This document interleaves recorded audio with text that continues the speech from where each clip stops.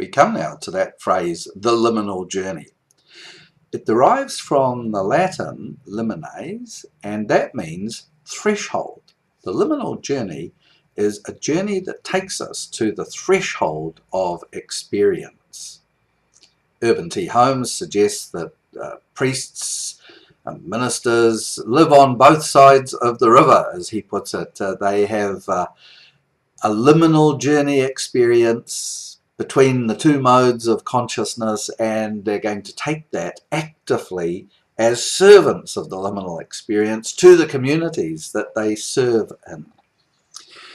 Well, the people of Israel experienced just such a liminal journey in their flight from Egypt as runaway slaves into the wilderness, and the 40 years they spent in the wilderness formed and shaped their community like no other experience. They said of it numerous times in the Old Testament, once we were no people, but after the wilderness we were a people.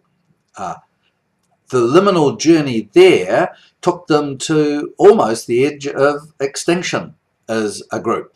They even at one point felt that they should return to the structures of slavery rather than die in the wilderness itself. They fiercely grumbled against Moses for having led them out of Egypt into the wilderness.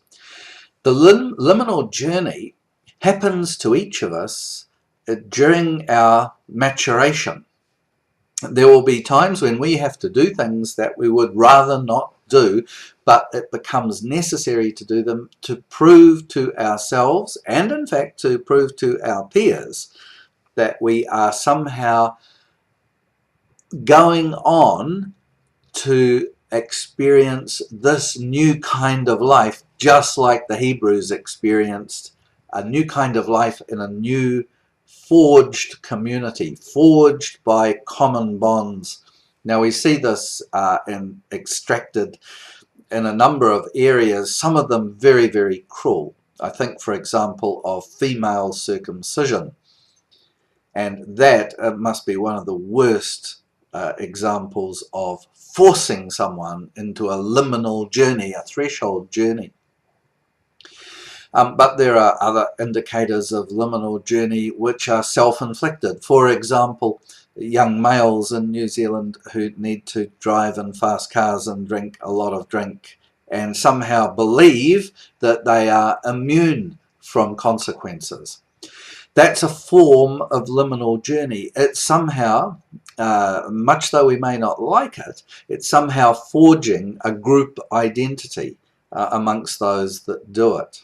It's not the kind of identity that we would want or desire in a society, nor would we want or desire that imposition of female circumcision.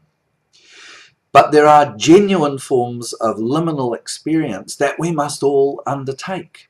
And the Christian church actually recognized this from a very early stage, and we explore that in the next webinar.